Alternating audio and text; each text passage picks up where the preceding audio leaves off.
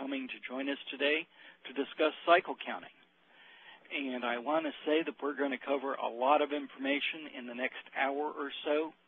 I'm going to give you a lot of information on the screens. If you would like a copy of this particular presentation, please ask us because we're going to give you a lot of information. First of all, cycle counting is counting part of your inventory every day. In most cases, we want to replace a full physical inventory with cycle counting, counting part of your inventory every day. Why do I say this? Well, we have problems in a full physical inventory. First of all, we have time constraints and customer service issues. Typically, when you count everything in your organization, your business is shut down. You can't fill customer orders. There's pressure on you to reopen your doors for business. So you're not dedicated to getting a good count. You're getting dedicated to getting as good a count as you can get in the time allotted. Secondly, and this is in part due to these time constraints, you have a lot of people out in your warehouse, people who, as I say in this second point, may not have a vested interest in the goodness of the count.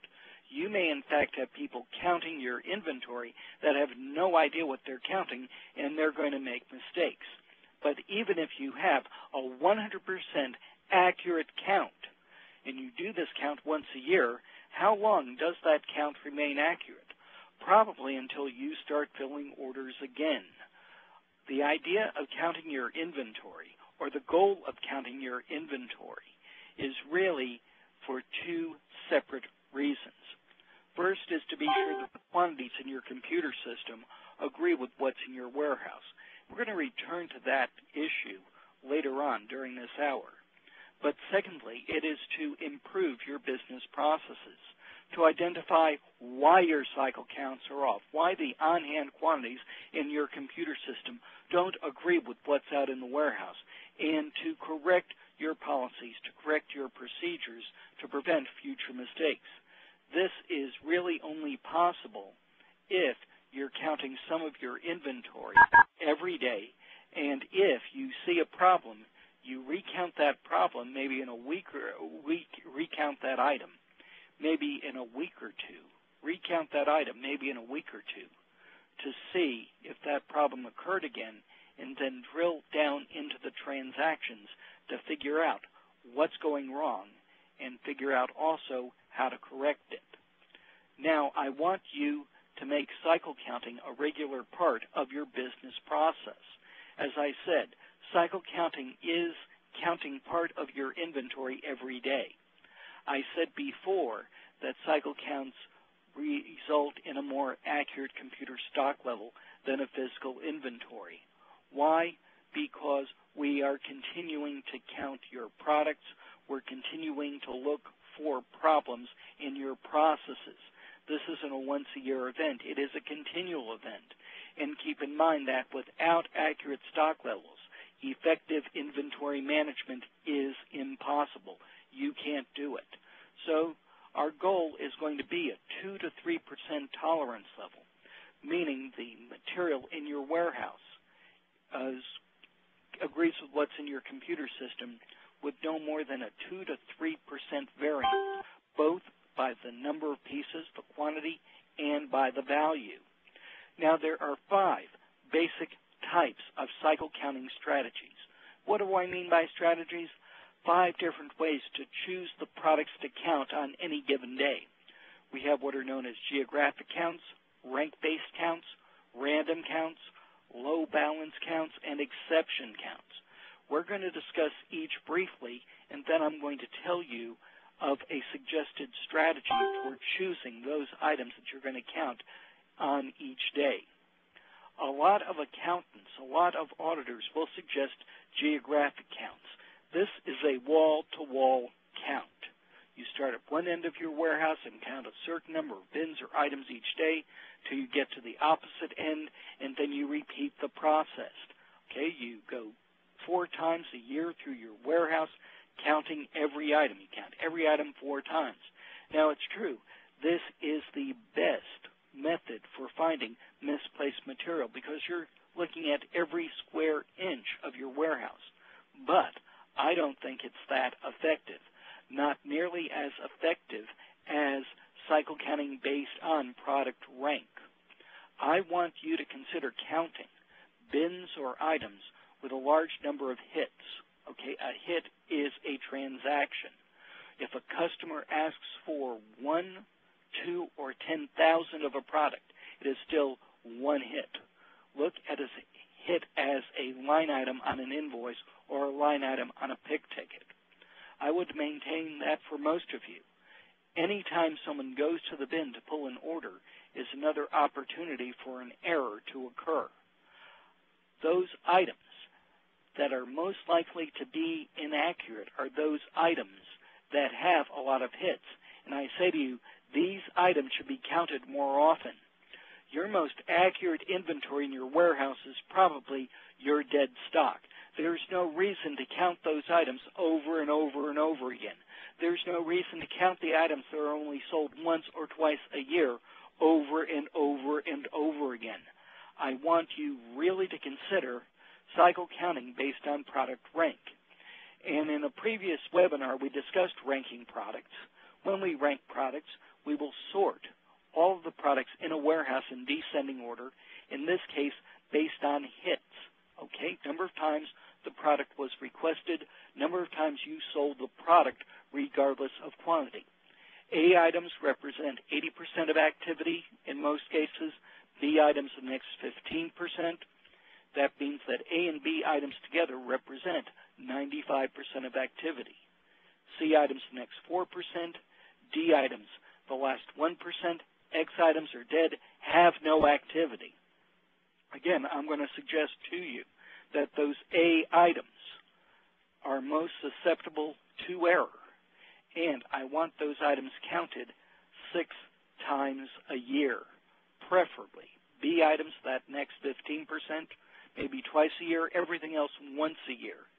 If you have time constraints, an adequate counting process for most people would be to count the A items 4 times a year, everything else just once a year.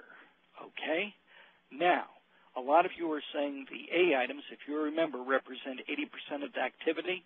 You might say, due to the 80-20 rule or Pareto's principle, that's 20% of my inventory items representing 80% of activity. Not true for most companies.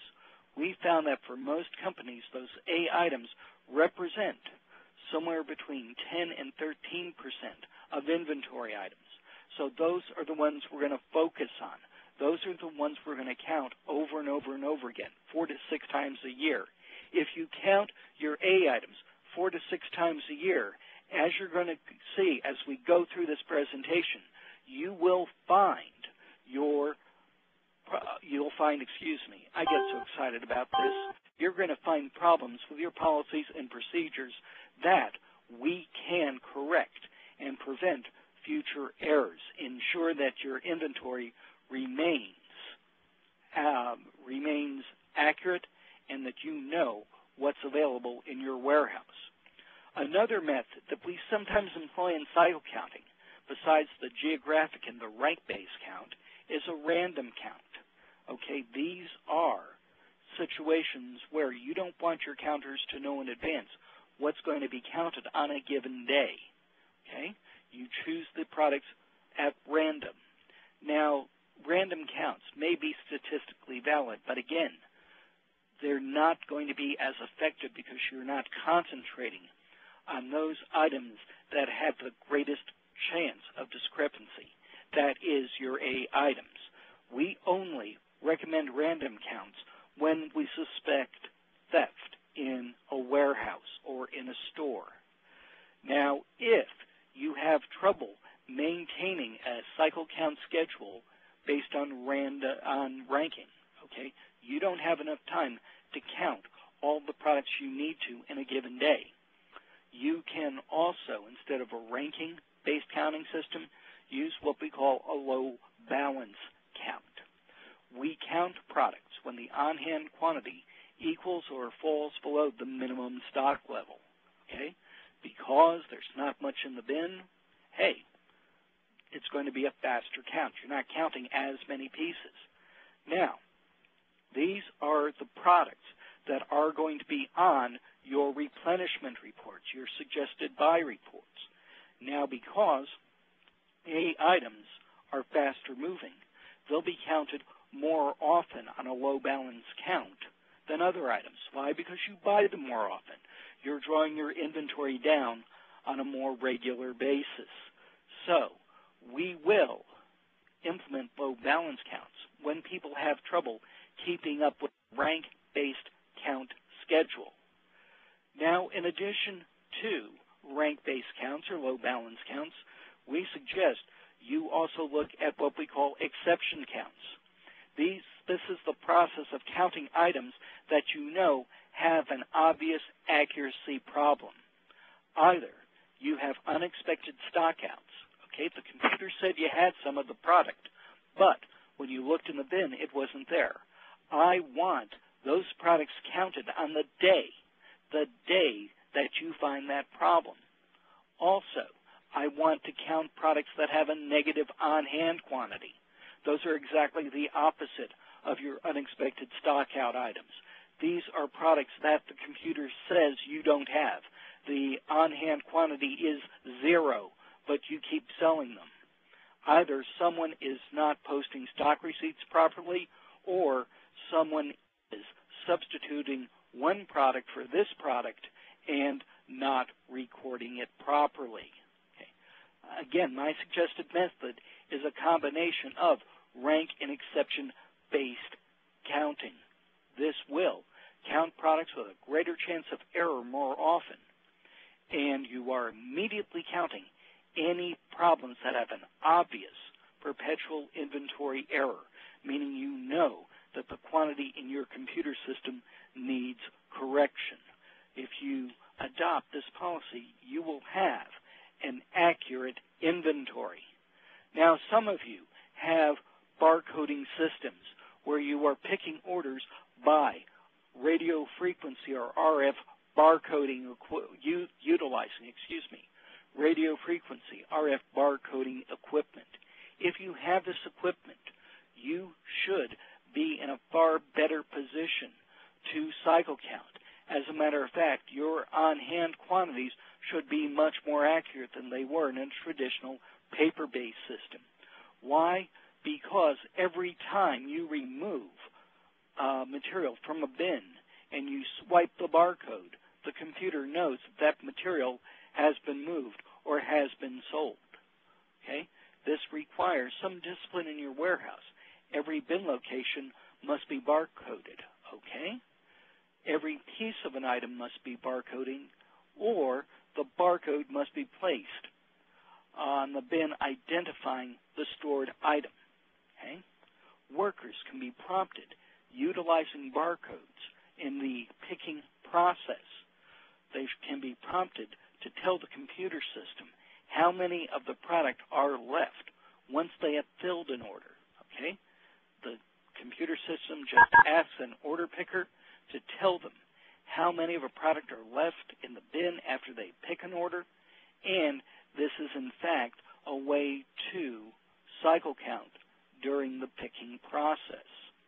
Now, people often ask me, how accurate should your inventory be? What is our goal in the cycle counting process? Now, the tolerance level will vary with how the quantity is maintained in the computer system, how the product is counted, the value of the product. Okay, let's use some examples. Okay, how the product is maintained in inventory. Okay, if it is maintained in bulk, okay, thousands upon thousands upon thousands of pieces in a great big bin, okay, you probably won't have as accurate a count as if you have 1 or 2 or 3 pieces sitting on the shelf. If you have products that are stored in bulk, you may not be able to physically count each piece. You may have to count the item by weighing a sample of the product and then the entire quantity that you have in inventory. if you count by weighing the product, you're not going to have as accurate an inventory. Okay, why? Because we do have problems with scales, and the actual weight of each specific piece may vary a little bit. Okay? So if you count based on weight, you could be up to 10% off and still have a valid count. But if you have very expensive products, you want to count each piece individually, and you want to have a tolerance of no more than, say, 1 or 2%. We also have some subjective management decisions. This is where management says we want a very accurate count on these specific products. Now, the suggested initial tolerance is 5%. Your count quantities can be 5% high or low based on actually the quantity or the value and still be considered to be an acceptable count. Okay? You're still going to correct your computer records, but you won't list the count as an exception or one where you have an actual problem. Now, planning is very important. Planning on what to count and how to count products on any given day. Okay? Let's look at the planning process. You have to decide if you are going to count bin locations or if you are going to count products. If you have a warehouse management system or a computer system that maintains on-hand quantities by bin location, you know that you have 25 pieces of the product in one bin and 50 pieces of the same product in another bin. You can count by bin location. This is a great way to increase your productivity. But if you don't have that, if you just know the total quantity of an item that's stored in your warehouse, you need to count all bin locations for that product at the same time. Why do I say this is less efficient? Because oftentimes you will have the same product stored in several different locations in your warehouse, and those locations can be far, far apart from each other. As you see in this diagram, part number A100 is stored in 3 different places in our warehouse, actually 3 different corners of the warehouse. If we maintained on-hand quantities by bin location, we could count those in 3 separate counts. In effect, we'd be counting them as 3 separate items because we're keeping track of the quantity in each location. But if we only have one quantity in our computer system, we are forced when we count product A100 to count all of those locations. Okay? So, if you can count by bin location, you'll be much better off. Now, how many products can we count in a day? Well, if you decide to use the geographic method, okay, we are counting every item 4 times a year. Say we had 10,000 bin locations to count, 4 counts a year, that's 40,000 counts. If we're in business, open for business, 250 days out of the year, that means we have to count 160 products per day. But if we are counting by rank, okay, have the same number of items, 10,000 items, and we decide to count the A items 6 times a year, the B items 3 times a year, the C items, let's count those 2 times a year, and the D items, as you can see on this chart, we're going to count them once a year. Now, this is a very thorough counting system based on product rank. Well, if we do this, you will see, if we look at the math, that's 30,000 counts a year divided by the 250 days we're open. That's not 167 products as we had with the geographic count. That's only 120 counts per day. Okay? We are going to have much more accurate inventories with less effort with random counts than geographic counts. Less effort. That's another very good reason to go with a random count rather than a geographic count system. Keep in mind that We want accurate inventories. That's a must. I am not discounting the fact that we must have an accurate inventory. Our computer system must agree with what's out in the warehouse. But this is a cost of doing business. You're not making money when you count your inventory. We want to have the best results possible with the least amount of effort. Okay? Now, I gave you two examples where we were counting 167 products a day or we were counting 120. You have to determine how many products you can count per day in each of your warehouses. Okay, this is going to be dependent on several factors. How many people are available to cycle count? And I want cycle counting to be done by your experienced employees who know your products. First of all, they're going to be accurate. Second of all, they can accomplish these tasks faster. How much time is available to cycle count? How much time do they have? Okay? I prefer to do cycle counting before or after your busiest working hours. I don't want a lot of material moving around in flux. Okay? I don't want to be counting goldfish in an aquarium. I want your inventory just settled down, not moving. Okay?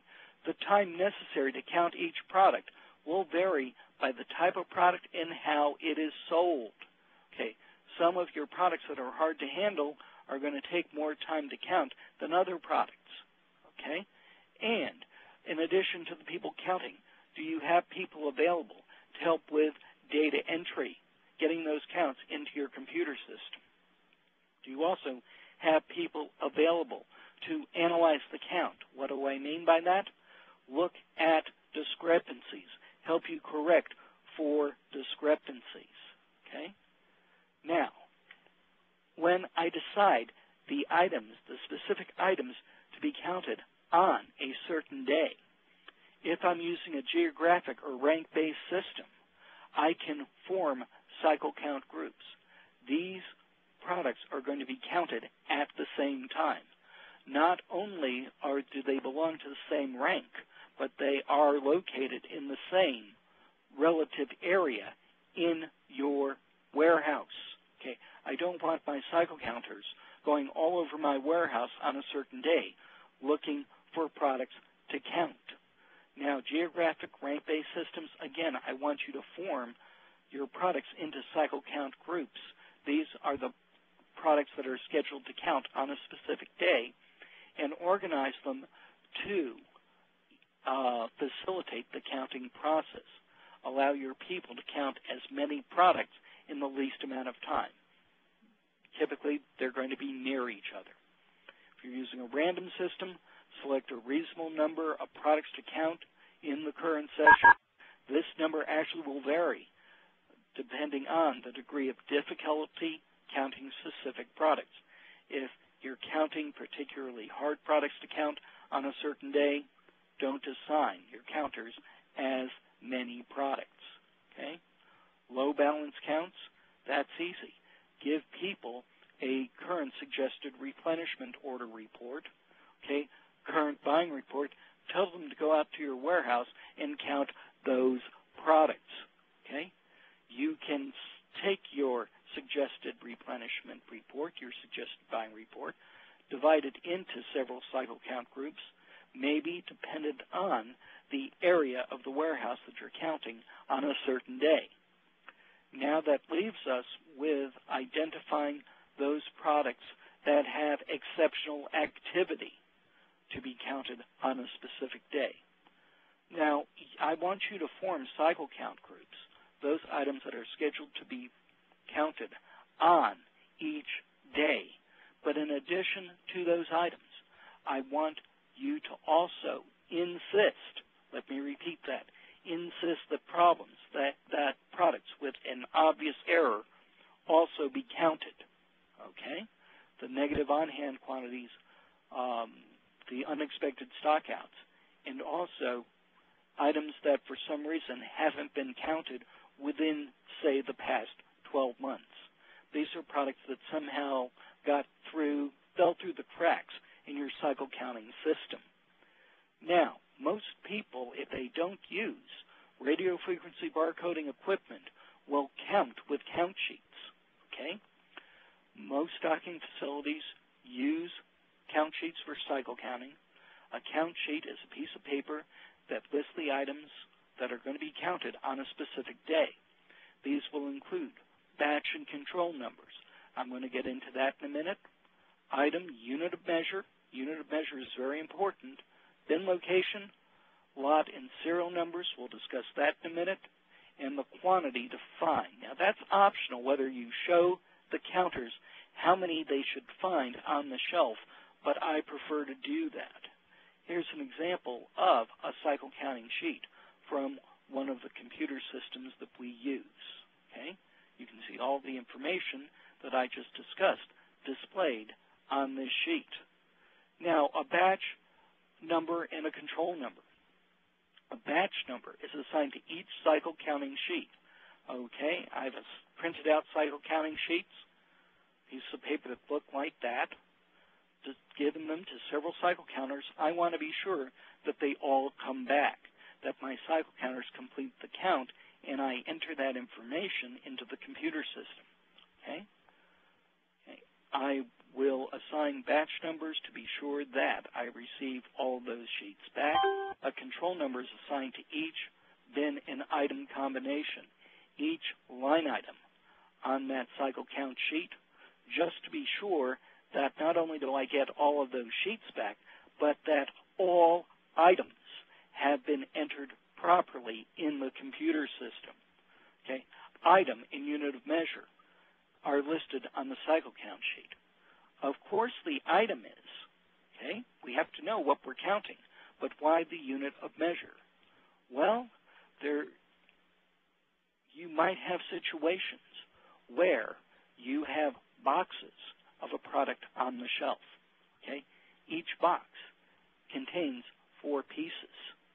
You need to know whether your computer system is maintaining pieces in inventory or boxes in inventory, okay? Also, a good thing to know when you're counting items, okay? A bin can contain more than one item, okay? And on your cycle count sheet, you must allow the cycle counter to record what we call unexpected inventory, material that they find that was in the wrong bin location.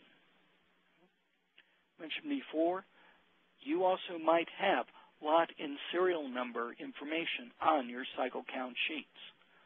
Lot numbers are assigned to specific batches of a product, okay?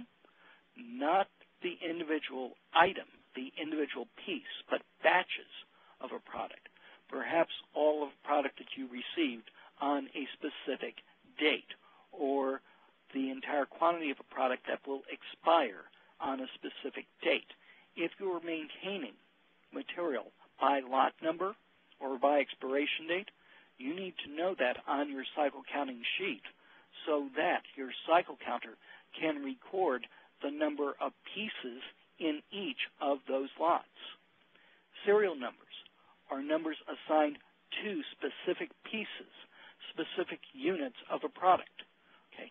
If you are tracking serial numbers in your computer system, you should give the cycle counter a list of the serial numbers he or she should find on the shelf. Okay? Now, what quantity should they find on the shelf? You might say, oh, that should be the on-hand quantity on your computer, in your computer system. But it may not be the on-hand quantity in your computer system if you have orders that have just been pulled or stock receipts that have been put away before you have entered the quantity in your computer system. The quantity on the shelf may, in fact, disagree with the on-hand quantity in your computer system. Okay? We want to look at what's called the shelf quantity. Okay? Preferably, I am going to count after working hours, maybe not before the orders that I've just pulled were updated in the computer, but I want to count at the end of each day or the beginning of the following day. The shelf quantity is the quantity I should expect to find on the shelf. Typically, this is going to be the on-hand quantity minus the immediate committed quantity, okay? The on-hand quantity minus the immediate committed quantity. The immediate committed quantity are quantities on those orders, outgoing orders, whether they be sales orders, transfer orders, work-in-process orders, what have you. Whatever they are, immediate orders are filled today. Okay. I want to typically find at the end of the day the on-hand quantity in the computer system minus all quantities on orders that were committed to be filled today. I don't want to include in that total quantities on orders that are future committed, meaning they're not going to be filled today. Okay? As I said, cycle counting is best done after material for all of today's orders have been pulled and the perpetual inventory system is updated. Okay? I would also like you to cycle count, if at all possible, after all stock receipts have been entered in the computer system and placed in their proper bin location. You've put away everything that you've received and entered into the computer system. If you can't do this, isolate stock receipts, material that you've just received, in a holding area so that it's not in your computer system and you're not counting it as part of the cycle counting process. If you can't count at the end of the day, if you need to cycle count, well, you are processing orders and processing stock receipts. We suggest that you follow these 4 steps. Before the cycle counting process starts, place an indicator next to all the items in your computer system that are going to be cycle counted, okay? And also put an indicator on the pick tickets and put away documents for these items, okay? Now, the picker will note the time each item is pulled or put away on the picking document or the put away document. The cycle counter will note the time each bin and item is counted, okay?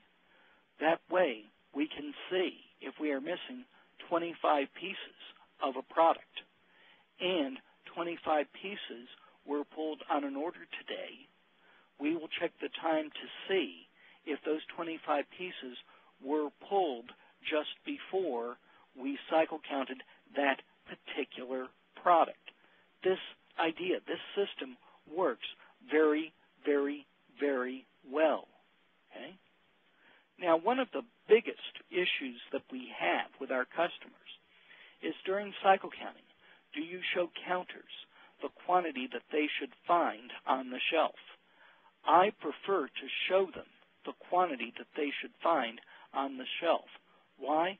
Because they can immediately investigate significant discrepancies. Material is often misplaced near the bin where it belongs. If they are missing, say, 10 pieces of a product, the first thing that will pop in their mind is to look in that general area to see if they can find those 10 pieces, okay? Now, people will say, oh, my cycle counters will be lazy. They'll just say everything's there. They won't bother doing an accurate count. Well, what we have found is that cycle counters, if they're shown the count, can literally count twice as many items in the same amount of time, okay? This increased productivity in the counting process will give us enough time to audit those counters' counts. And keep in mind, as I said before, I want cycle counting done by our most qualified employees out in the warehouse who have a vested interest in the count. Okay? If I show counters how much they should find in the bin, they can note the discrepancy rather than the actual quantity counted. Why is this good? Why is it better to say I'm missing 2 pieces rather than I found 34 pieces? Well, if I just note what I am missing or how much more I found, I am not under a severe time constraint to update my computer system with an actual quantity. I can just go into the computer system anytime I want to and deduct 2 pieces, even after I've started filling orders again. Now, the most difficult thing in the counting process is not, it is absolutely not actual counting. It's analyzing the count, okay? Looking at discrepancies, looking at significant differences between the quantity you counted and the quantity that should have been on the shelf, okay? If the shelf quantity minus the quantity counted divided by the shelf quantity is greater than or less than the tolerance percentage, I have a significant discrepancy, okay? Or if the value of the shelf quantity minus the value of the quantity counted divided by the value of the shelf quantity, if the value, meaning the dollars, is greater than the tolerance percentage, I have a significant discrepancy that I have to research, okay? I said before, your initial tolerance will be 5% or so of the quantity counted or the value of the material, one or the other. I want to eventually bring that down to 2 to 3%. I want to pull out all of those items that I've just counted today that have a significant discrepancy, okay? Now, again, that tolerance level will vary by item. If you count products with a scale, you will have variances with the scale, variances with the actual weight of the product. Now, products that you count with a scale that you maintain in bulk in your warehouse are usually not critical to production or customer service. You have a whole lot of it. The initial tolerance level for these items can be as high as 10%, meaning you are willing to accept without a recount being off by up to 10% of the value or 10% of the quantity. You are still going to correct your computer records, but you won't research the discrepancy. Okay?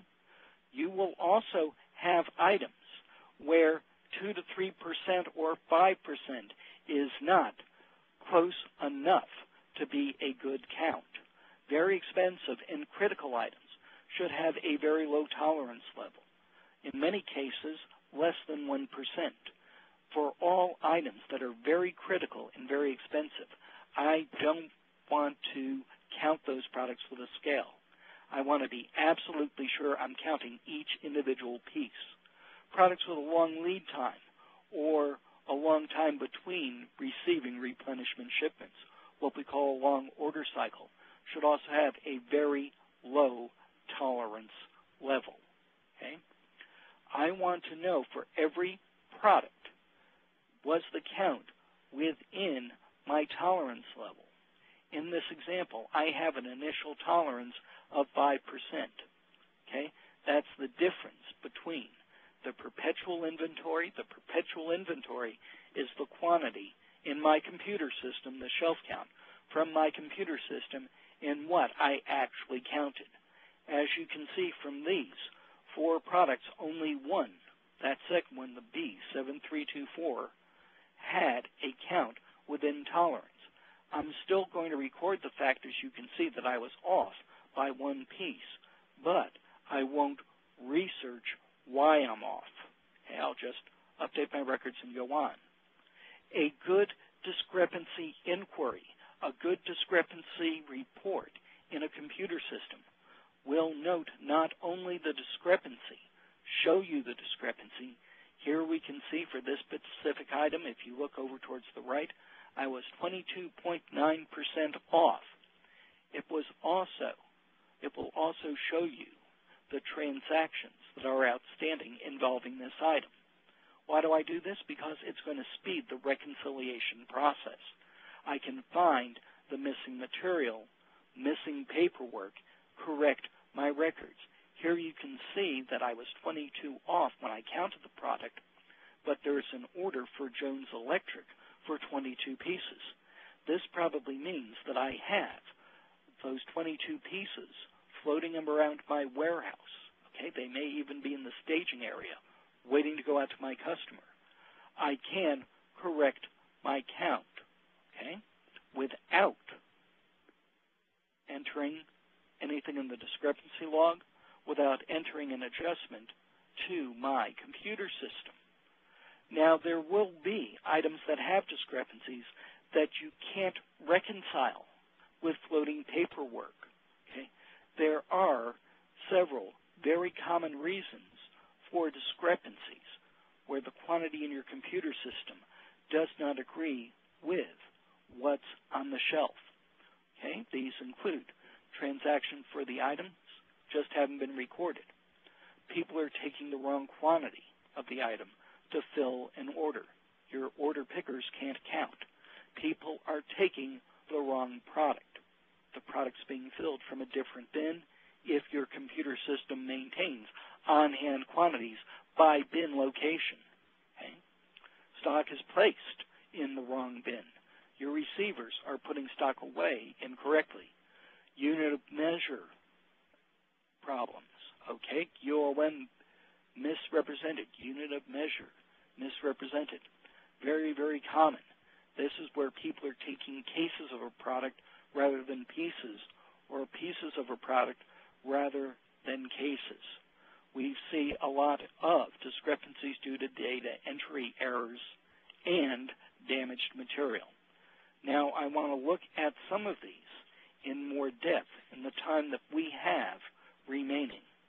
Okay, the most common reason for discrepancies is that your transactions are not being recorded properly. You need to document procedures and paperwork for every type of material movement in your warehouse. You cannot allow people to utilize what we call sloppy material handling procedures. These are things such as a no paperwork exchange. You take back one product from a customer, give them another product without doing the proper paperwork. This is where you substitute one product for another product without recording it. Those are sloppy.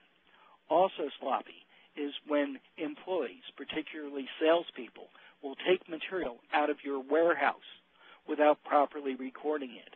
Every salesperson, every technician in your company should have a sample account. Whenever they take material, they should record what they take. It should be, in fact, billed to them in their sample account. If that is not transferred, if the billing isn't transferred to a customer or to a job, in fact, they should be held accountable for that material that doesn't make it back to the warehouse, that isn't returned to stock. You need to have a rule that no material leaves your warehouse without paperwork, ever, under any conditions. Here are the types of transactions we typically will review in a policies and procedures manual. This might be a good topic for an upcoming webinar, how to create this policies and procedures manual. Everything from receipts, through sales, through returns, through adjustments. Make sure you have a way for people to accurately record scrap material, material that is used but isn't actually sold or utilized in a given repair or sales order. Okay?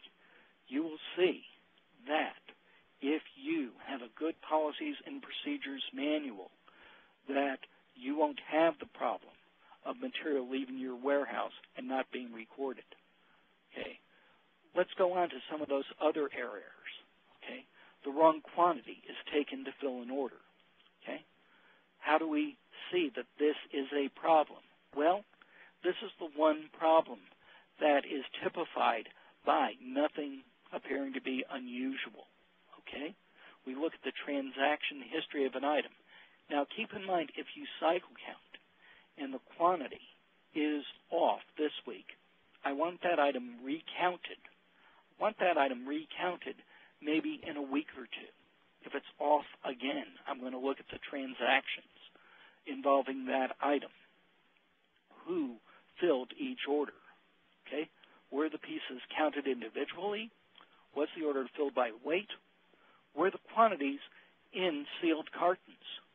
Do those sealed cartons have the proper quantity? We have had instances where vendors, where suppliers, put the wrong quantities in sealed cartons. Okay? But the wrong quantity to fill an order, very common problem. What you will see is that one order picker may be associated with several items or a majority of the items that have discrepancies. If so, he or she may need additional training. Okay? Let's look at what we do when the wrong quantity is taken to fill an order. Change the method for filling orders. Okay? If you were filling orders by weight, have people count out pieces. Make sure your employees know how to properly measure quantities to fill orders. If they are filling orders by weight, make sure they know how to use the scale. Audit the quantities in sealed cartons. Okay? Make sure that your vendors are sending you the right quantities of the right products. Okay? Increase the cycle counting. Make sure these products are counted on a regular basis. Count them again fairly soon. And if you notice that products are continually off, you might decide to only allow certain employees to fill orders for those products. Okay? How do we know that a wrong product is taken to fill an order? Well, this is a fairly easy one to recognize because there is usually an offsetting quantity of a similar item. Okay? Or there is an offsetting quantity of an unrelated item in a nearby bin. Okay? They either substitute a product without recording it, or they grabbed a quantity of the wrong item from a nearby bin. Okay? That's where we know that the wrong product was taken to fill an order. Now, how can we prevent this from happening in the future? Because, again, remember, the idea of cycle counting is not only to make sure your quantities are correct, but also to improve your internal procedures. Well, keep track of who's filling these orders. Similar to our earlier errors that we were looking at, we want to know what order pickers are doing a good job. You want to train employees in the differences between items, especially very similar looking items. And again, you might have to, if these items continue to occur, restrict all access to those items to specific employees, especially if they are expensive or critical items. Okay? The product was filled from a different bin. This is in situations where you are maintaining quantities of a product by bin location in your warehouse. Okay. This is usually done by lazy warehouse employees who go to where it is easiest to find the item, not to the proper bin. You need to emphasize the importance of removing inventory from the proper bin location. Okay? And in order to prevent this from occurring, you need to be sure that the primary locations, the primary picking locations, are continually replenished so that there is plenty of stock to fill orders from the primary location, and the pickers don't have to go back to the bulk storage locations when they need the product. Okay? Stock put away in the wrong bin, another very common problem. There's an offsetting quantity of the item in another bin containing the item. This product is stored in several locations, and the put-away clerk put it away in the wrong location. Okay? There's an offsetting quantity of the item in another bin assigned in a bin assigned to another product. They're putting away stock and just put this material in the wrong location. There's a quantity of an item in the bin that should not be stored in that bin. okay? This is when you're cycle counting, and you find a product in a bin that you're cycle counting that shouldn't be in that bin, okay? Very common problems. This should be a less common problem than stock being pulled or picked from the wrong bin, because my most talented, my most experienced people in the warehouse should be in receiving and putting away of material. Actions I can take: your most experienced people should work in receiving and verifying the accuracy of picked orders. That alone will increase the accuracy of inventory in your warehouse, your on-hand quantity accurate, lower your cycle count discrepancy, and also increase your warehouse productivity. New employees should pick orders under careful supervision of experienced employees. I also like to be sure that only well-qualified people, experienced people, put away stock in a warehouse. That's why I have a no-fault area. A no-fault area is one where I can put material to be put away, and I will have an experienced person put that material away as they're putting away stock receipts. Unit of measure misrepresentations. I mentioned this before. The count quantity matches the shelf quantity in another unit of measure. You have 4, but you have 4 pieces rather than 4 boxes. Okay? Instruct all employees in the difference between the purchase and stocking units of measure. Verify that your computer records are correct. Okay? The unit of measure quantities in your computer system are correct. Even put what we call a dummy message on the bin to show people what they should be picking. Pick pieces, not boxes. Might read one message. Data entry errors, okay? This doesn't occur in barcoding, but this is where you are keying in the count quantities. Well, someone might hit an extra 0 or 2 during the entering of inventory counts. What can we do to prevent this? Well, provide more training to the data entry operators, and something that we did 30 and 40 years ago, use what we call check digits for verifying data entry, meaning we add up the total of all of the quantities that we've entered. Okay, the total of all the quantities we entered doesn't mean anything, really, but the total quantity that we see on the sheet should equal the total quantity that we've entered into the computer system. If it doesn't, the person keying in those quantities made a mistake. Damaged material. The count may be accurate, but some or all of the material is not in usable or saleable condition. I want you to have a procedure in place during the cycle counting process for identifying this, segregating this material, writing it off, and disposing of it. But carefully track and monitor those amounts to be sure that people aren't stealing or abusing your inventory using this method.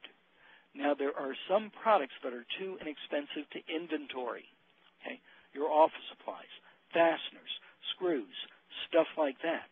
Don't worry about those products. Don't bother cycle counting them. Okay?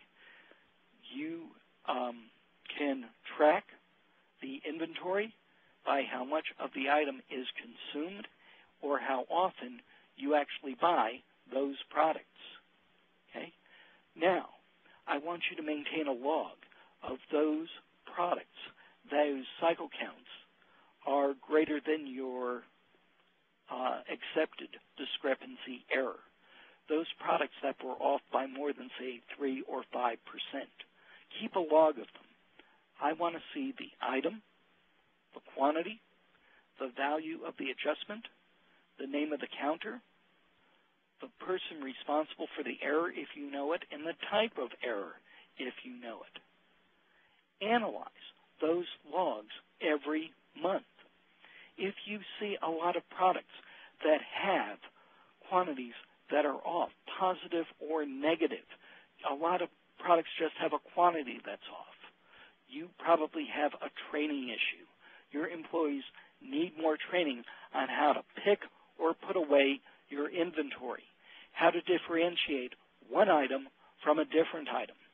But if you have a lot of negative values, if you see a lot of value, a lot of dollars missing out of your inventory, you probably have a pilferage problem in all probability. You have a theft problem. Okay? One way we have gotten away from all sorts of problems in inventory control in a warehouse, first of all, is prominently displaying the results of your cycle counting process. Show people every week how much material was missing, how much material was damaged, how accurate your cycle counts are, and set up a bonus system to reward employees, and this is any employee who has access to your inventory. Reward them based on the accuracy of the cycle counts. This doesn't have to be a huge reward. It can be a very small amount. And make sure that the reward is shown in their next paycheck. If the cycle counts are accurate this week, everybody gets a small bonus. If they're not accurate, no one gets a bonus. If you have this type of system, you will have people policing each other, because if I see you abusing inventory, not recording a transaction properly, putting away stock in the wrong location, guess what? I'm going to correct you, because your bad practices are affecting my paycheck. This has to be immediate. We've covered a lot in an hour, and I hope you have questions. If you do, I'd be happy to address them. As I said, we'd be happy to send you this presentation because there's a lot in here. You need accurate on-hand quantities to achieve the goal of effective inventory management, to meet or exceed your customers' expectations of product availability, maximizing your net profits or minimizing your costs. As I said before, if you have questions, please send me an email or give me a call. There you have my contact information. And with that, Jeannie, I'm going to turn it back over to you. Thank you very much, John. We always enjoy all your presentations, and hopefully everybody will be able to take this information back to their own warehouses and implement it. Again, we have the handouts ready. If you go to the top right corner, there's a little 3 pages. If you click on that, you'll be able to upload it to your own desktop, download it to your own desktop. Again, if you have any questions, please let me know. Let me go ahead and unmute all the lines. And if you have any questions, please feel free to speak up. Give me 1 second. All participants have been unmuted.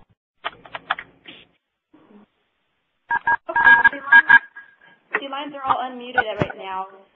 If you have any questions, please speak up. Everybody, a few seconds here, see if everybody has any. And if you're shy, you can also email John and myself. Actually, I have a question. Sure. When you were talking about the units of measure and tracking that, our computer system automatically, whenever you issue a PO and whenever it's received in, it receives it in the unit of measure in which we ordered it. So if we ordered it by the pack or by the case, that's how it's going to be entered into our inventory. But when it goes to be sold and invoiced, it goes out in individual pieces. And that is a constant issue in my inventory where the unit of measure is off and it throws my entire inventory off. I was wondering if you had any, yeah. Okay, I have a couple of questions for you. First, when you receive it in, you receive in a case. Now, your computer system should translate that into a number of pieces. Does it do that? Does your on-hand quantity show pieces, or does it show cases? It shows cases. It shows it in the unit of measure in which we order it. Ah, okay. The only thing that I can suggest you do, well, I have 2 things, 2 suggestions for you. What computer system is it, by the way? DBA manufacturing software? I think, and you need to check with their support department, that they have a purchase to sales unit conversion factor that you can set, meaning you receive it in a case of, say, 24. You receive one case of 24, and that translates it into 24 pieces. If that doesn't work, if it doesn't, I think it does, I'm not absolutely sure, but if it doesn't work, unfortunately, what you have to do in best practice is to order it by the piece. And so if you're ordering it in cases of 48, you order 48 or 96 pieces, and we have this with several clients in a secondary description line. We put in that 48 pieces equals one case. Okay, I see. That's the only thing that we can do. But I think you have a conversion factor in that software. All right, I'll check with support and find out. Thanks, John. Email me and let me know. I sure will. Okay, and if they don't, we'll make them put it in. How's that? That sounds good. Thanks, okay. John. All righty. Does anybody else have more questions? Okay. Simple question. How much do you give employees in the warehouse as a bonus for being correct on the cycle counts? Oh, great question. Okay, what we have found, it doesn't have to be a lot, only enough so that they notice if it isn't in their paycheck. And I'll give you an example. One of our clients in Chicago, last year, they missed the bonus one time. And the bonus was $15 every 2 weeks. It was not a huge amount of money. But it was just enough so that you noticed if it wasn't in the paycheck. And the owner of this, it's an industrial distributorship, said that he instantly had a vigilante mob on his hands because everybody in the warehouse wanted to know who did it. And the workers in the warehouse on their own went through the transactions, saw what happened to the items that were off, and they found that a salesman was taking samples without properly recording them. Okay?